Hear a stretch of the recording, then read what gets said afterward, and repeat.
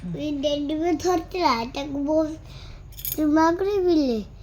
ତା ପୁଅ କୁଥିଲା ଟିକେ ଡେଡିବିଟା ଡରେଇ ଦେବ ହାତ ଧୀରେ ଧୀରେ ଚିଡ଼ିଲା ଏଇଟା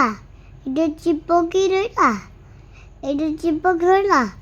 ପୁଣି କଣ ନା ପୁଣି ଚିଡ଼ିଗଲା ତ ବାପା ତାକୁ କିଛି କରେନି देखो पैसे देले तो वापस करके पुणी खुशी गिला गुस्सा थिला काटे काटे फांग बोली पुणी कहला ना अंकल डायपर काट पकेला ताको साबु सामान देला पुणी कहला घरटा भरला मो घरटा आम जाइबारे कौटी भी बुलते भीतर रही चेपाई पड़े मैं सब घर भांगिला